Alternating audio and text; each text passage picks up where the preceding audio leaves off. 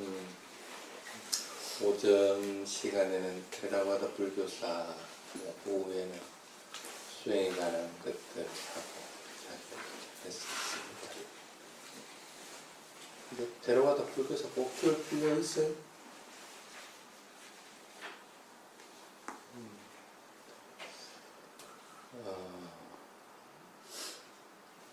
이렇게 보면 됩니다.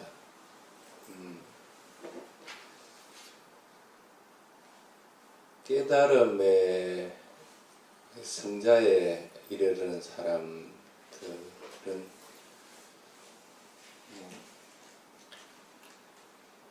택법각지가 뭔지 그거 전혀 필요가 하지 않습니다. 그렇죠?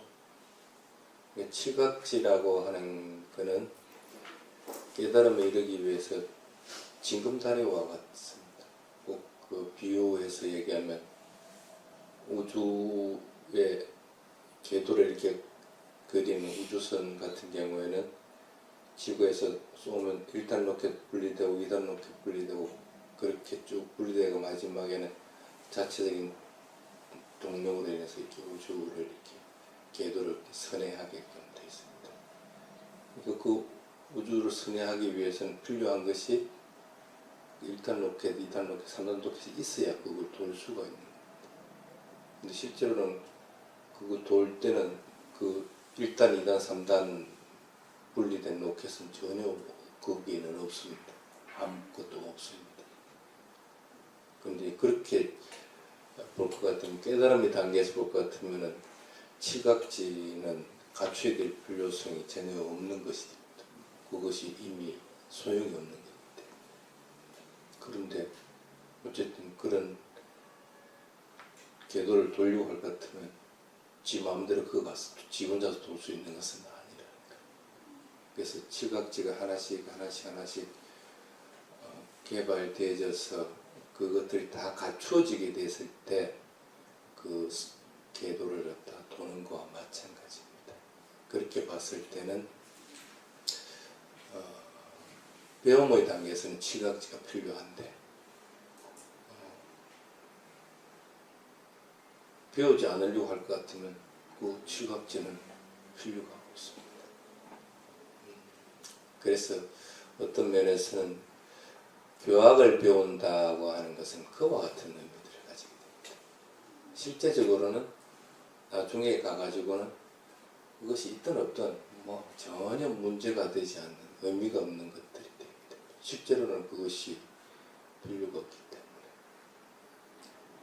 만약에 예를 들어서 여러분들이 지혜가 개발되는 것들이 다 지혜도 16단계가 쭉 있습니다.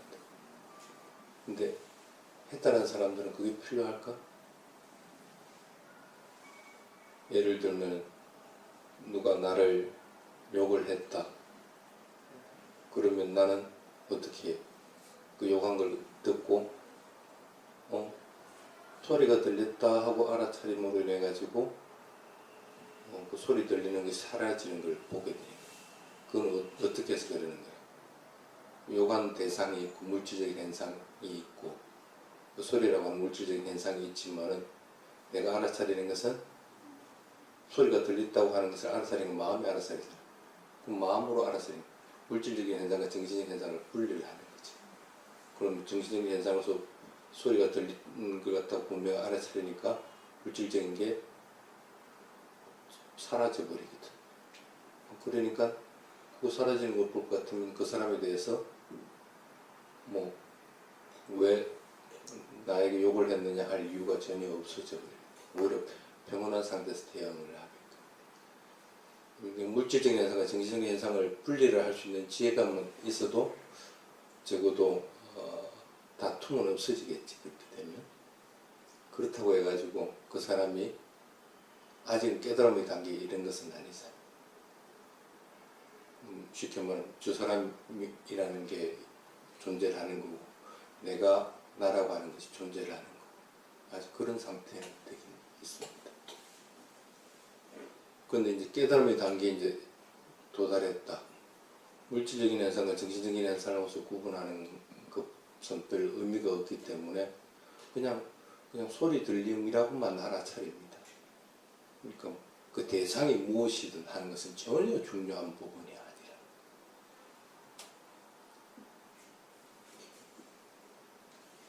그렇게 칠 것 같으면은 물질적인 현상과 정신적인 현상을 내가 지금 알았다 해가지고 그것이 깨달음하고는 관계없는 건데 단지 단계인데 내가 그거 알았다 해가지고 좋아하고 날뛸 이유도들도 사실은 별로 없는 거예요. 그것이 깨달음 단계에 들어가서 성자의 입장에서는 그것은 별 의미가 없는 겁니다. 마찬가지로 테라와다 불교사를 알고 있다. 그 여러분들한테 나중에 무슨 의미를 가지겠나? 의미 별로 없죠. 테라와다 불교사를 읽겠다 해서 내가 좀 더 이제 테라와다 불교에 대해서 조금 더 이해를 하는 폭은 좀 넓어지고 이렇게 이 불교 유지되기 위해서 참 어렵게 그걸 지켜왔구나 하는 것을 아는 것으로 인해서 환희심은 일어나겠지. 환희심은 일어나지만 그렇다고 해가지고 그것으로 인해서 깨달음에 이르는 것은 아닙니다. 근데 왜 추가한 스님들은 교학을 반드시 배우라고 해서 배우게 될까? 왜 그래요? 그 속에는 테라와다 불교사도 있고 뭐 경전들도 있고 뭐도 있고 기초적인 서비들도 있고 다 익혀야 돼. 그러니까 해수에 따라서 1년 지나면 2년 지나면 배워야 되는 것들이 다 정해져 있다. 왜 그렇게 딱 만들어놨을까? 그건 내가 깨달음하고 전혀 관계없는데 이렇게 보면 됩니다. 여러분이 대상을 알아차리고 있다. 그러면 걸어갈 때는 걸어간다고 알고 소리가 들리면 소리가 들린다고 알고 그렇게 하고 있는 것이 삿띠다. 삿띠는 맞긴 맞습니다. 근데 그거 모르는 사람이 있어? 그건 태어날 때부터 아는 것들입니다. 걸어간다고 모르고 걸어가는 사람은 없을 거고 소리 들리는 줄 모르고 소리를 듣고 있는 사람은 없을 거고 일단 조금 더 외부적인 대상, 자극에 대해서 반응하는 것들이 고요하게 할 수는 있고 또 분명하게 그 일을 할 수 있는 것은 훈련은 돼 나갈 겁니다. 근데 꼭 불교 수행이 아니라도 그건 얼마든지 할 수 있는 방법들이 있습니다. 근데 그걸 잘못 착각할 것 같으면 그냥 대상을 알아차리는 것만으로서 끝나버리는 경우들이 있습니다. 왜 그럴까? 그것은 대상을 알아차리는 법을 정확하게 공부를 하면 그렇게 되거든요. 근데 대상을 알아차리는 법을 정확하게 공부를 했다. 예를 들면은 삿띠를 할 동안에는 마음은 대상은 하나만 알게 된다. 그럴 것 같으면 예를 들면 소리가 들린다. 그럼 소리가 들릴 때는 내가 보이지도 않아야 되는 거고 그 다음에 저쪽 상대방에 대해서 인식하는 것들도 없어야 되는 거고 단지 소리 들리는 것만 알아차리고 그럼 그렇게 안 된다 할 것 같으면 지금 내가 삿띠 하고 있는 거는 좀 가짜다 하고 이제 판단을 할 수 있고 또 이제 하나를 배우면 대상은 어떤 경우든지 대상이 되어 있다, 무상한 것이다 하고 배웠다 할 것 같으면 소리 들리는 것도 대상이기 때문에 소리 들리는 것이 변해가 일어났다가 사라지고 하는 것들이 보여야 되는데 나는 그렇게 지금 소리 들리는 걸 알지 못한다 할 것 같으면 내가 이거 지금 하고 있는 것도 가짜 얘기를 하고 있다 판단할 수 있다. 배운다는 것은 그런 문제죠. 이 배움을 통해 가지고 내가 수행을 할 것 같으면 좀 더 깊이 있게 진짜 그것만 이렇게 팍 파고들어서 이렇게 할 수가 있는 역할들을 할 수가 있는 겁니다. 근데 그렇지 않고 그냥 배우는 것하고 수행하고 분리가 돼버린다. 그럼 못 얻었을 거라고. 그건 의미가 없어요.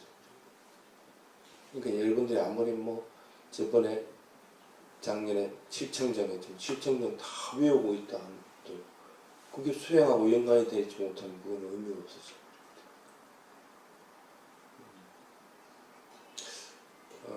사실은 그 지금 또 하나를 만드는 칠각지 부분을 지금 여러분들한테 해주려고 그걸 지금 자료를 만들고 있는 중입니다.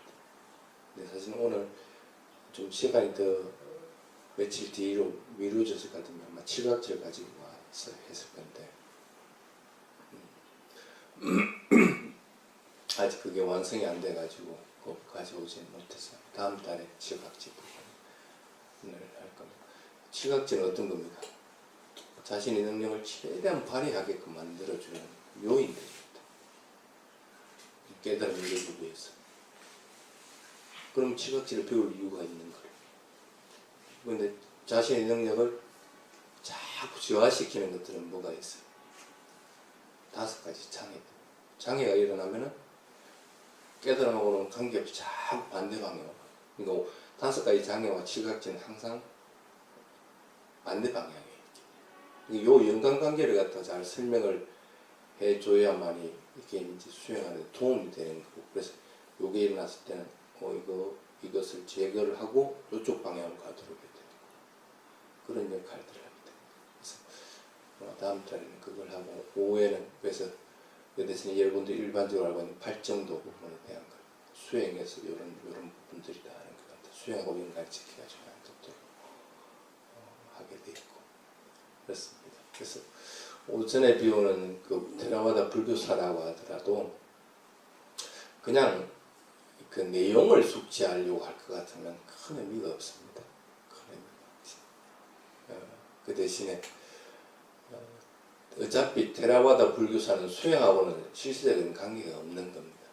단지 그것이 여러분들하고 관계가 있으려고 할 것 같으면 마음에서 그걸 배우면서 이 부처님이 설한 가르침을 갖다 그대로 전해오는 이 역사에서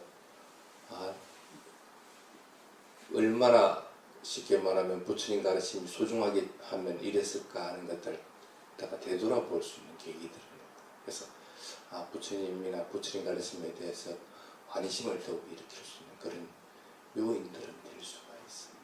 그렇게 테라와다 불교사를 접하려고 해야 되지, 그렇지 않고 그냥 교리적으로만 자꾸 받아들이려고 했으면 그거는 어찌 보면 남하고 싸우기 딱 좋은 상태가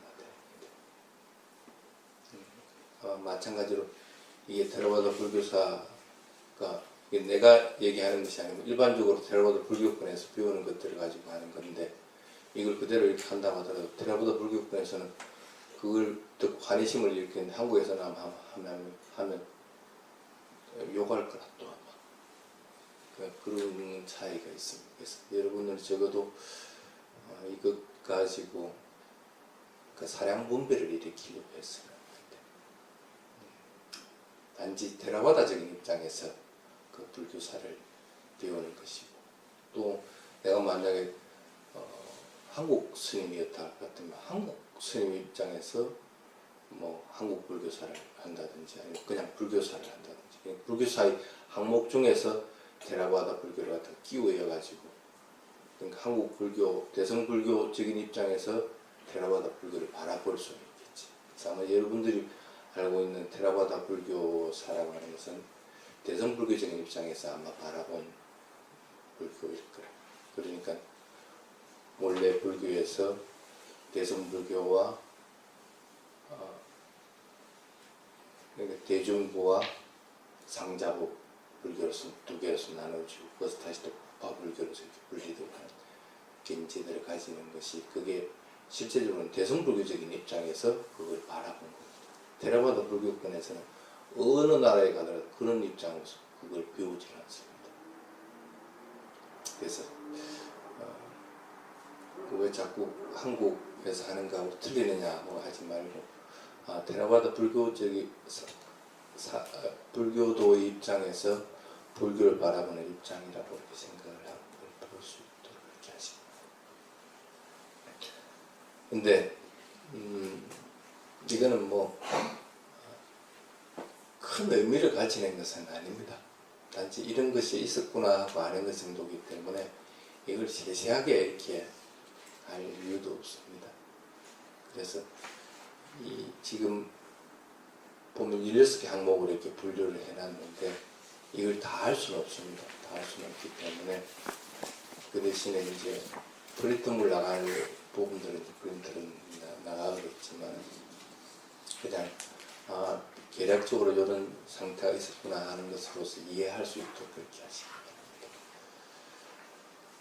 바랍니다. 오늘은 1차 일집 앞에 부분까지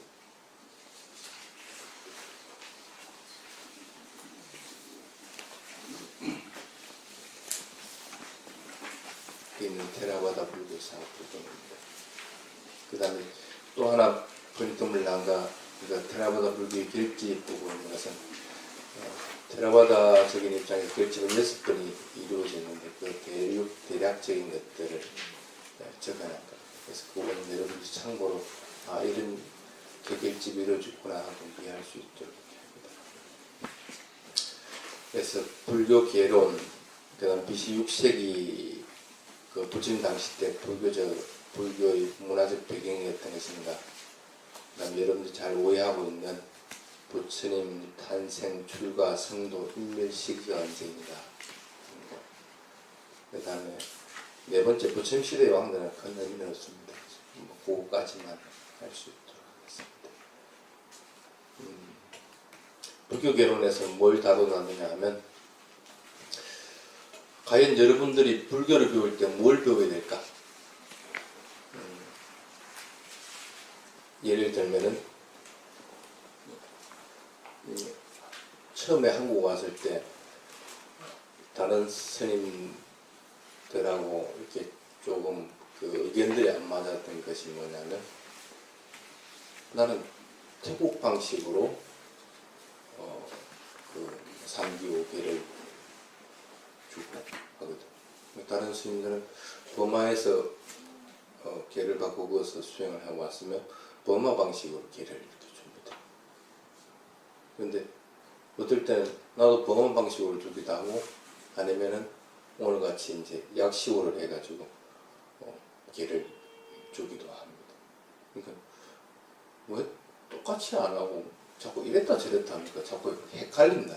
아까도 했지만 5개 끝나고 나면 이마니 반짜 시카바다니 사마디야미 그걸 먼저 3번 하라고 해가지고 그걸 3번 했는데 이번에는 이마니 반짜 시카바다니까지만 하고 사마디야미는 빼버리고 나서 바로 실내나 수카등이한테 이렇게 연결해 버리거든. 왜 그렇게 하느냐는 거죠.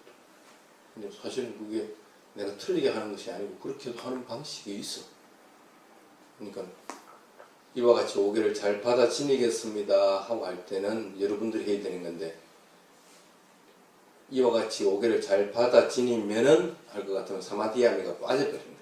잘 지니면은 이런 이익들이 있다 하고 할 때는 그건 스님이 할 때는 사마디야미 빼버리고 이렇게 연결해가지고 하는 수가 있거든요. 그래서 그거는 이제 빨리어를 어느 정도 이해를 하고 있는 사람들은 그걸 아는데 모르는 사람들은 이제 그렇게 한다. 마찬가지로 부마 방식 같은 우가사부터 해가지고 시작을 합니다. 그러니까 우가사는 쉽게 말하면 그 찬탄하는 사두와 비슷한 역할들을 합니다. 그래서 그 방식으로 이제 하는 사람들은 이 방식이 또 안 맞으니까 좀 이상하다 이렇게 하고 독송하는 음성도 조금 차이가 나는 거고. 근데 왜 이럴까? 왜 이런 거 가지고 시시비비를 가릴까? 중요한 건 안에 내용물인데 3기 5개를 주면서 나무 따사 안 하는 경우가 없고 부땅 사라낭 안 하는 경우가 없고 빠나티빠따 안 하는 경우는 없는데 3기와 5개는 반드시 하게끔 되어 있는데 중요한 건 그건데 3기 5개를 받는 건 그게 중요한 건데 그 딸이 붙은 것들 개를 청하는 문장이라든지 뭐 뒤에 이와 같이 개를 시키면 어떻게 된다든지 하는 그런 부분이 차이가 나는 가지고 왜 시시비비를 가릴까? 물론 전통이 그렇게 전통적으로 해왔던 겁니다. 근데 전통은 걔네가 아닙니까? 걔네잖아, 하나의 걔네. 전통이라 하는 것은 하나의 걔네입니다. 걔네로 생성되어 온 겁니다. 그래서 걔네의 5가지 분류 중에는 내가 형성된 걔네도 있고 전통적으로 내려오는 것들도 있고 하는 것들이 포함이 됩니다. 그러니 그걸 걔네는 어쨌든 제거를 해야 되는데 그건 왜 그걸 제거를 안 하고 자꾸 그걸 가지고 시비를 붙느냐는 거예요. 조금 이상하지 않아요? 불교를 배우려면 그걸 배워야 되는 것이 아니라는 거예요. 알맹이를, 중요한 알맹이를 배워야 되는 것이지 밖에 것 가지고 자꾸 시비를 붙지 말아요. 어떤 경우든지 그것은 그것대로 인정을 해줘 버리는데, 그래서 버마 사람들이 많이 있는 곳에, 버마 현지인들이 있는 데 가서는 버마식으로 내가 하면 되는 거라. 스리랑카 사람들이 많이 있는 데 가서는 스리랑카식으로 하면 돼. 그걸 못할 경우에는 그냥 나는 버마식 모르니까 나는 태국식으로 하겠습니다 하고 태국식으로 하면 돼. 그러면 일반인들 그냥 태국 방식으로 또 따라 하면 되는 거야. 그게 이제 이 불교 개원에서 얘기하는 부분. 어떤 경우는 스리랑카에는 스리랑카 방식, 스리랑카 불교가 있고, 한국에는 한국 불교가 있고, 버마는 버마 불교가 있다. 그러니까 버마 불교라고 하는 것은 버마식 불교인 것이지, 그는 하나의 행시인 것이지, 그리고 스리랑카 불교라는 건 스리랑카식 불교라는 거야. 그 행식인 것이지, 그 행식이 맞는 것은 아니라는 거야. 그렇지만 그걸 애써 무시할 필요도 없다는 거야. 그냥 그것들을 인정을 해주고, 그 속에 중요한 거는 알맹이는 똑같기 때문에 알맹이들만 줄이면 돼. 그래서 한국에서 있다 해가지고 그러면 나는 한국 방식으로 해야 되느냐. 스님들이 가끔씩 그러거든. 너는 한국 살면서 왜 한국 승부만 입고 이상한 그 옷 입고 있느냐. 그렇게. 그럼 내가 그렇게 따라야 됩니까? 그렇게 따라야 됐을 때 잘못되는 것이 있는지 없는지를 살펴봐야 돼. 전통이라고 하는 것은 그런 것들입니다. 알맹이에 비춰봤을 때 행식을 규정하고 있는 것들이 이 알맹이 내용하고 부합되는지 아니면 반대 방향으로 가는지를 살펴봐요. 아마 내가 한국 성부를 입혔을 것 같으면 당연히 저녁도 먹고 그 다음에 여러 가지 제사나 여러 가지 의식들도 하고 이렇게 해야 될 거예요. 근데 불교 4분율이든 5분율이든 어디를 보더라도 그렇게 해라고 하는 것은 없어. 테라바다 불교하고 대동소이해. 비슷비슷해. 그러면 적어도 내가 기본적인 그 출가한 스님들은 이렇게 살아야 된다 하는 것들을 그대로 견지해 나가려고 할 것 같으면은 적어도 한국에서라고 해가지고 한국식으로 살아가서는 안 된다.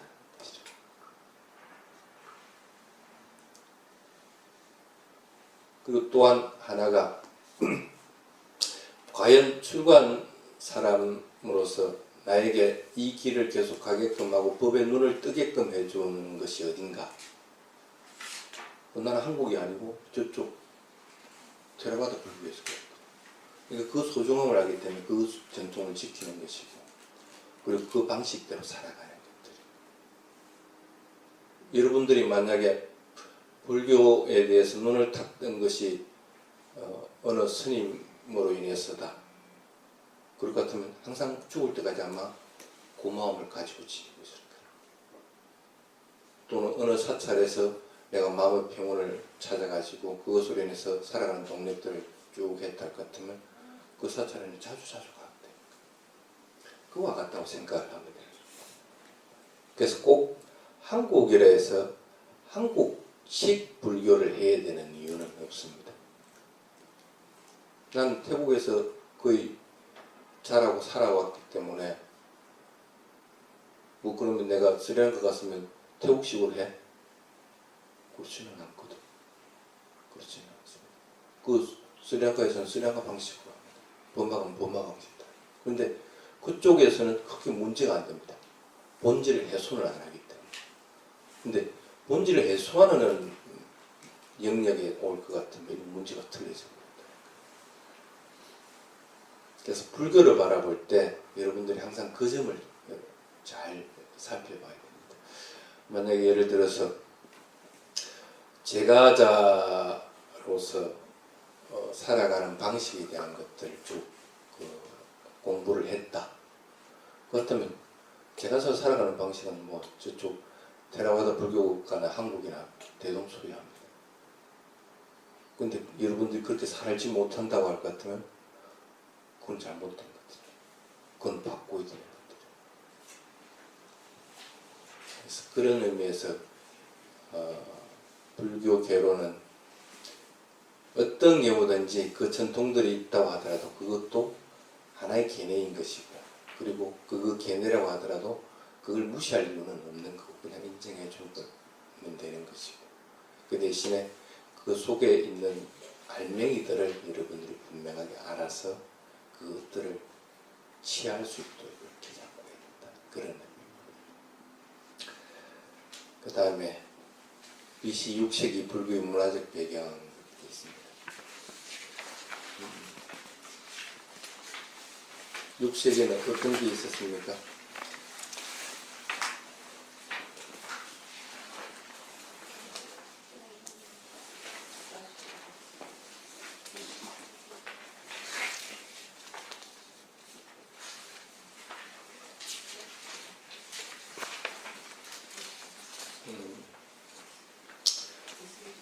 부처님이 태어난 시기를 얘기합니다.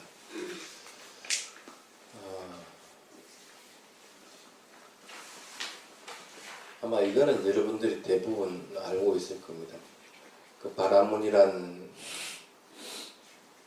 그 인도의 거대 종교에 대한 반기로서 사문 집단이 생겨나게 돼요. 그 사문 집단 중에 하나가 부처님입니다. 근데 그 사문 집단들은 바라문에 대해서 반기를 들다 보니까 각각의 주장들을 하게 됩니다. 각각의 주장들. 그래서 그걸 보통 부처님이 60이 다른 걔네들이다 하고 60도가 다른 걔네들이다 하고 얘기들 합니다. 근데 왜 불교가 태동할 수밖에 없는 상황이 됐을까? 왜 그럴까? 부처님 당시 때 6세기에 어떤 일들이 있어서 그럴까?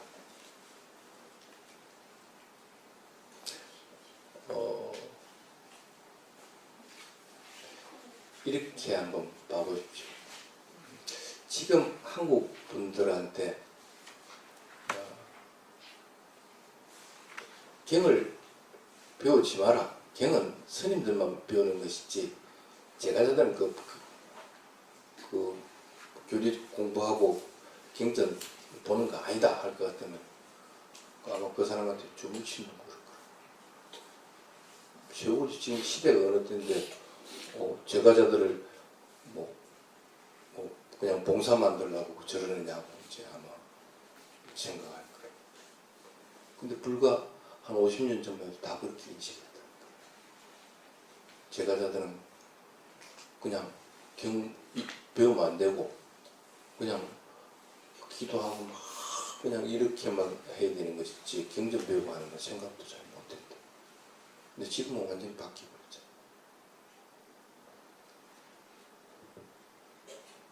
인도 당시 때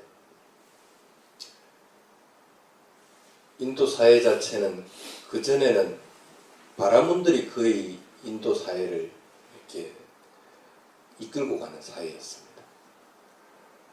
그런데 바라문이 아니라 이제는 쉽게 말하면 일반인 중에서 좀 똑똑한 사람이 나와가지고 그 똑똑한 사람들이 경제적인 이익을 취하고 또 왕이 되고 이런 사회로서 바뀌어 나가게 됩니다. 그러다 보니까 무조건 일반인들은 우매하게 그냥 내 말을 따르라 하고 하던 말이 안 통해. 안 통하게 되는 거예요. 바라문들이 모든 것들을 통제해가지고 끌고 가는 시대에서 이제는 바뀌어버리게 돼요.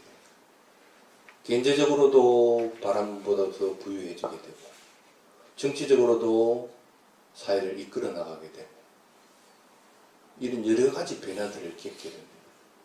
그러다 보니까 이제 바람문들이 얘기하는 가르침을 그대로 이제 듣지를 않는 거예요. 지금 여러분들과 마찬가지. 왜 우리가 못 배워야 되는데? 하고 생각할 수밖에 없는 거예요. 그런데 배우려고 하더라도 이때까지 못 배웠기 때문에 자기 나름대로의 체계들을 만들어야 됩니다. 그러다 보니까 각각 다른 견해들을 주장합니다. 이쪽에서는 요 주장, 저쪽에는 저 주장, 각각 하게 됩니다. 그 중에서 가장 특출난 것이 그래도 불교고 또 자인화교고 그것들이 특출난 것입니다. 근데 그 두 개가 보통 특출난데 왜 이 두 개가 특출나게 됐을까? 바라문들은 쉽게 말하면 모든 것들은 바라문들이 다 좌지우지한다는 그런 사상을 가지는 게 이미 틀렸다는 것은 입증이 됐습니다. 꼭 출가한 스님들만이 경을 볼 수 있다고 하는 것은 지금 사회는 통용 안 되는 것과 꼭 마찬가지입니다. 근데 불교가 어떤 점이 뛰어나서 불교가 그 바라문들을 얘기하던 걸 완전히 뒤집어 버리고 그 종교를 갖다가 없애버리는 길가들을 하게 됐을까. 그래서 부처님 이후에부터 인도는 바라문교가 없어져 버리고 바라문교가 바뀌어 버리게 됩니다. 이렇게 해서는 안 되겠다 해가지고 바뀐 것이 뭐냐면 힌두교로 바뀌고, 그 전에는 바라문이라고 브라하마라고 하는 창조신이 모든 걸 창조도 하고 지가 주물럭거리기도 하고 파괴도 하고 지가 혼자 다 했는데 이제 혼자 신인 가지고는 안 되겠다 싶어갖고 여러 신을 만들어냅니다. 이 신은 창조하게끔 하고 요 신은 파괴하게끔 하고 요 신은 뭐 유지하게끔 하고 이런 여러 가지들을 만들어서 하는 것으로 바뀌어버리게 되는 계기가 됩니다. 불교에서는 어떤 뛰어난 점이 있었을까? 왜 사람들이 불교에 복하게 됐을까? 신을 내세우지 않기 때문에 그렇습니다. 신을 내세우지. 다른 그는 새로운 종교가 태어난 분들이 주장하는 것들도 전부 한 신이 모든 것들을 좌지우지한다는 사상에서 또 다른 것으로서 바뀌어져 나가 있습니다. 그래서 신은 존재하지 않는다 하고 얘기를 할 때도 있고, 그래서 신은 존재하지 않기 때문에 내가 뭐 그냥 아무렇게나 살아도 사후 죽고 나서 아무것도 뭐 남는 것이 없다. 그래서 마음대로 살아라 이렇게 얘기할 수도 있는 거고.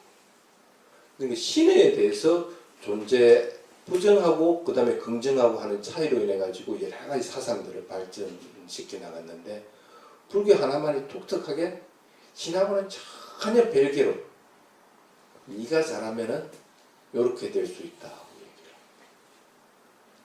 그러니까 사람들이 그래서 불교가 태동되자마자 급속도로 그냥 불이 번지듯이 확 퍼지던 이유가 그런 것들입니다. 그래서 인도에는 반드시 불교가 그렇게 꽃피울 수 있는 상황 자체가 되어 있는 상황입니다. 그럴 때 불교가 탁 튀어나오니까 사람들이 내가 열심히 노력하면 나도 신이 될 수 있네? 또는 내가 열심히 노력할 것 같으면 적어도 다음 세상에는 좀 더 좋은 세상이 태어나게 되네? 그전에는 무조건 정해져 있었는데 그렇게 바뀌게 됩니다. 그게 이제 BC 6세기 때 인도의 상황입니다. 그러면 부처님이 얘기한 것이 과연 뭘까? 뭘 얘기했을까? 뭘 얘기했기 때문에 사람들이 이 가르침대로 따라가 봐야 되겠다고 얘기하는 겁니까? 뭘 했을 것 같아요? 한국적인 상황으로 한번 봅시다. 스님이 보는 관점에서는 아직은 한국에 테라와다 불교가 뿌리 내릴 수 있는 상황은 아니다 보는 입장입니다. 그러니까 부처님 당시 때 인도의 상황이 돼야만 이게 불교가 퍼져나가듯이 되는데 한국적인 상황은 아직은 그런 상황은 아니라. 그러니까 지금 그 한국 불교적인 상황에서 불교에 대해서 이게 완전히 틀렸다고 얘기하기도 애매하고 맞다고 얘기하기도 애매한 그런 지금 상황입니다. 뭔가 이게 아닌데 하는 게 강하게 뭔가 일어나가지고 이걸 바꿔야 된다는 마음이 이렇게 일어나지 있는 상황이 돼야만이 반대적으로 이제 그러면 진짜 부처님이 말한 가르침을 배우고자 하는 것들이 이렇게 나오는데 지금 다들 그런 상황은 아니라고 스님은 판단합니다. 아마 한참 더 시간이 걸리겠지. 그래서 나는 내가 할 역할을 분명하게 합니다.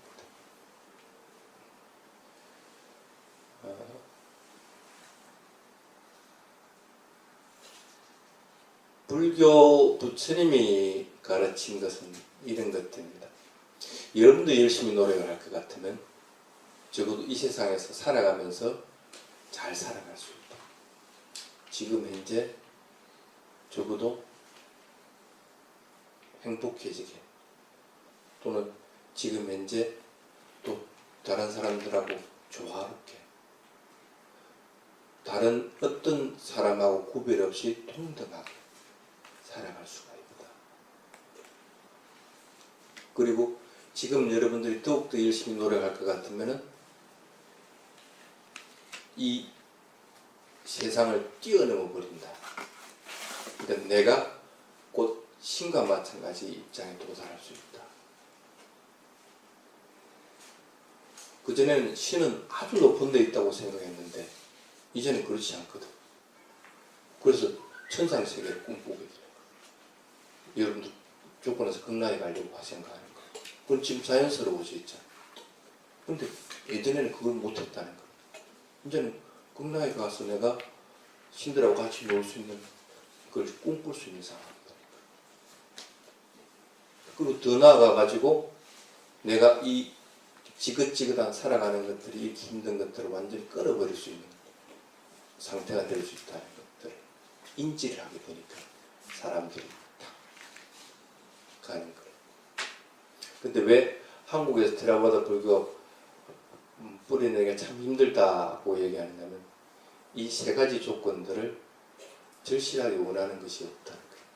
한국에 아직 뭐 꼭 불교가 아니라도 여러분들이 행복하게 만들어주는 것들은 얼마든지 많습니다. 그리고 여러 스님들 다른 한국 스님들로 인해서도 그것들이 참 좋다. 그 길대로 따라도 뭐 무리가 없다 하는 것들을 많이 충족시켜줍니다. 그리고 내가 열심히 노력하면 신과 같은 경지에 도달한다는 거. 그거는 여러 가지 의식을 통해 가지고 그렇게 이미 한국에서 만들어 놨습니다. 죽고 나서 극락 보내주는데 얼마나 좋아. 그렇잖아.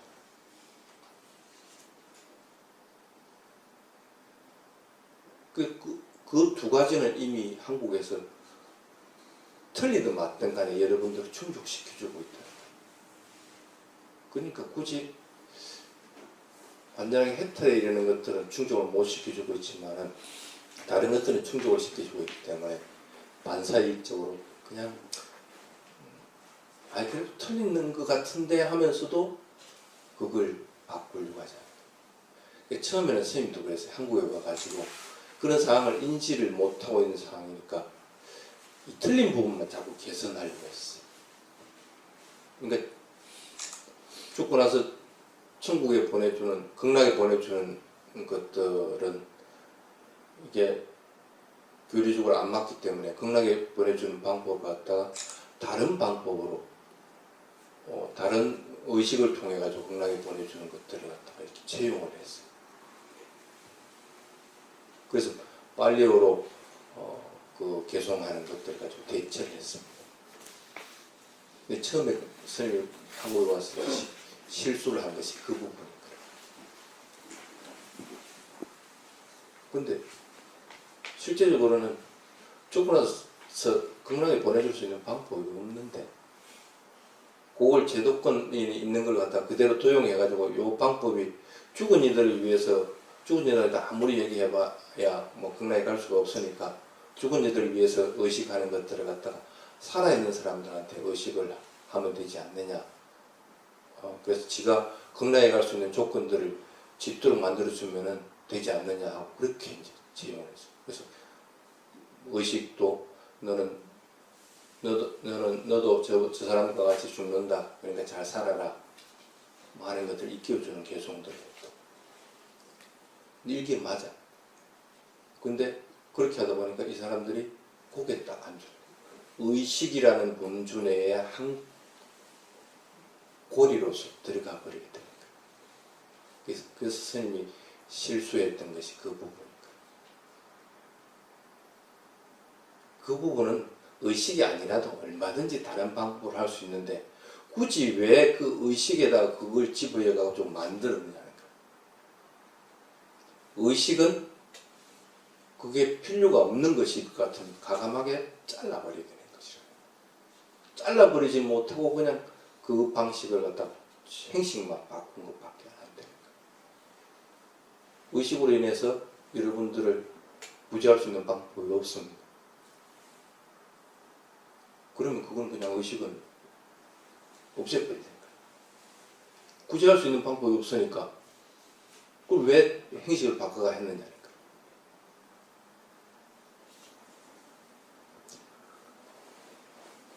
그래서 그렇게 실패하고 나서는 그 뒤로는 이게 아니다. 괜히 한국에 와가지고 내가 한국적인 상황들을 갖다 완전하게 인지하기 전까지는 꼼짝 말고 움직이지 말아야 되겠다 해가지고 그 뒤부터는 아예 안 움직였어요. 완전하게 상황을 갖다가 이해할 수 있는 상황까지 될 때까지.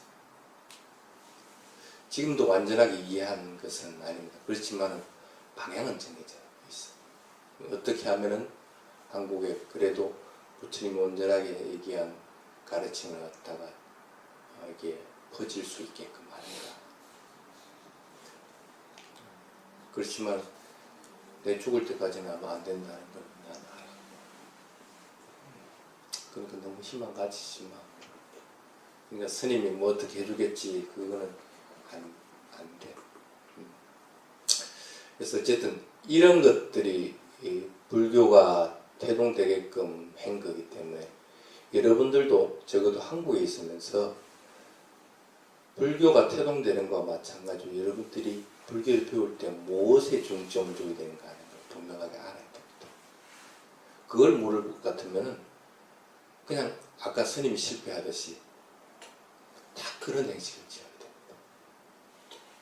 쉽게 예를 들면 테라바다 불교 배우고 수행 열심히 하면서도 한국에서 무슨 뭐 정초기도 한다 뭐 한다 같은 또 그거 가서 또 정초기도도 하고 이렇게 되게 됩니다. 지금 그런 사람들 좀 있죠. 잘못됐다 할 것 같으면 다 끊을 수 있어야 되는데 끊지를 못하니까. 그게 무엇 때문에 그러냐면 그 상황 자체를 인식을 못하기 때문에. 불교가 뭔지 하는 것, 부처님 가르침이 왜 필요한지 하는 것들에 대한 인식을 하지 못하기 때문에 자꾸 주변적인 것들을 가지고 그 속에 함몰되어 버리는 결과들이 됩니다. 그래서 적어도 교리적으로만 자꾸 배우려고도 하지도 말고 그렇다고 수행만 한다고 뭔가를 다 놓쳐버려서도 안 되는 거고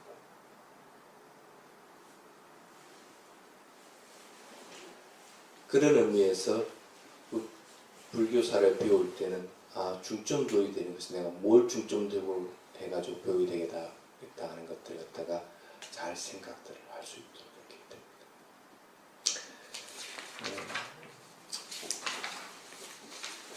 그 다음에 부처님의 탄생, 출가, 성도, 인멸시기 일부 짧게 들어갑니다. 이건 별 의미가 없는 거기 때문에 그거는 테라바다 불교에서는 딱 정해져 있습니다. 입퇴는 음력 6월 보름, 부처님이 마야 부인의 태에 든 것은, 그리고 탄생은 음력 4월 보름, 출가는 음력 6월 보름, 그 다음에 깨달음이 이런 날은 음력 4월 보름, 그 다음에 열반에 드는 날도 음력 4월 보름. 그렇습니다. 그래서 탄생을 기준으로 하여 나이를 계산해보고 하는 것들을 쭉 적어놨습니다. 그렇게 되니까 어떻게 돼요? 부처님 태어나고 성도하고 인멸한 날은 동일한 날입니다. 부처님이 입퇴에 든 날은 6월 보름인데 6월 보름 날은 무슨 날이라? 부처님 처음 법을 설한 날이기도 합니다. 그리고 스님들도 입퇴에 드는 날입니다. 안그가 들어갑니다. 참 절묘하게 맞아떨어지죠.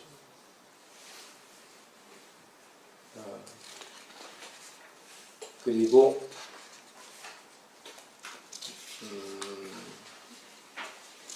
자료들을 설명하면서 쭉 해놨습니다.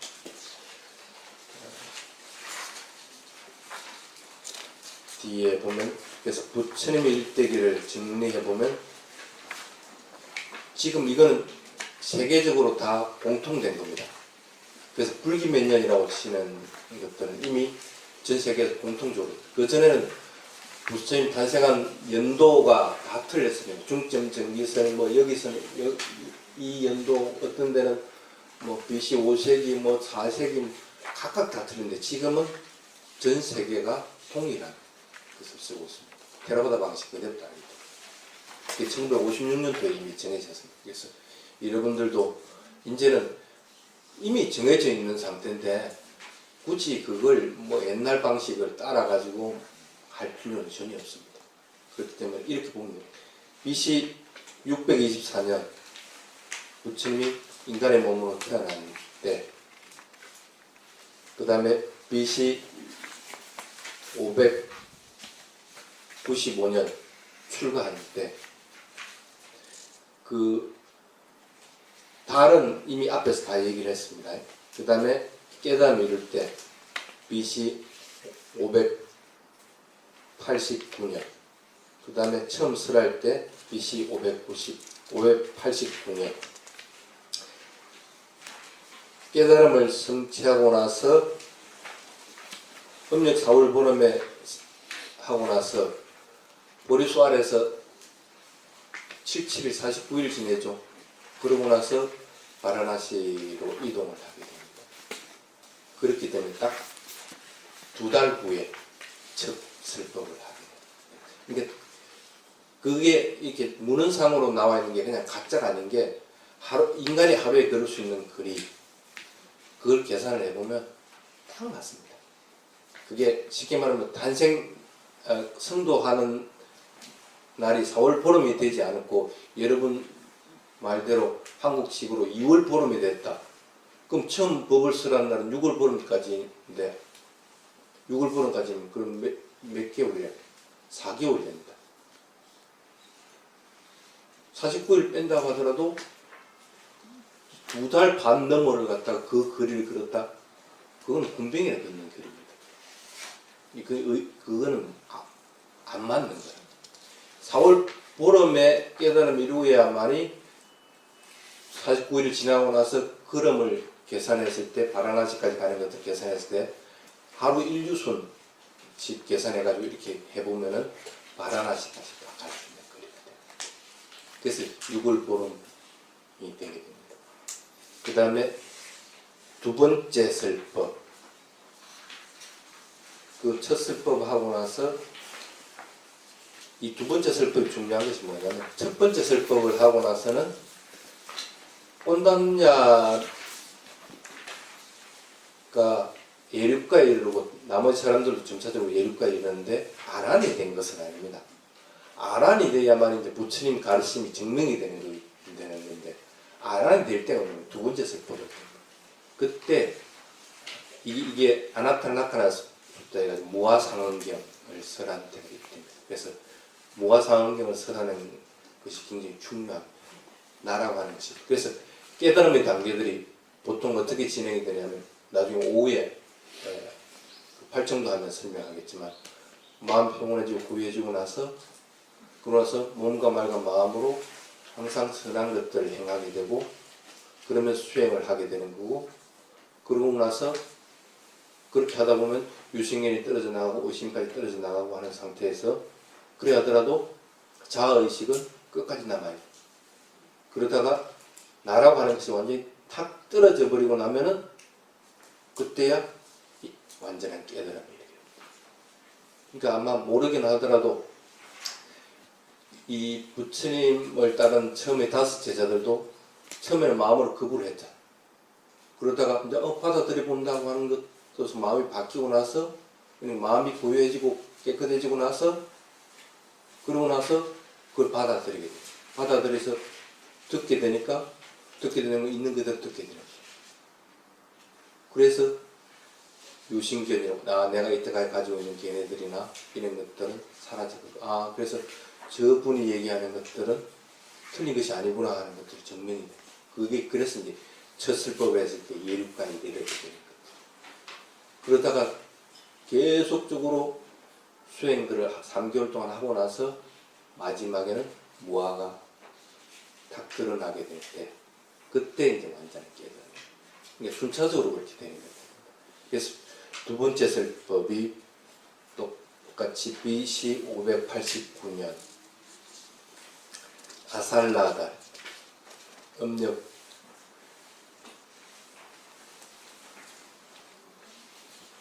6월 20일 목요일 그 다음에 그러고 나서 나중에 제자들이 생기고 나서 55명의 제자들이 생기고 나서는 전도선언을 하게 됩니다. 그러니까 바로 제자 생기자마자 55명이 그런 식으로 아란이 되고 나서는 바로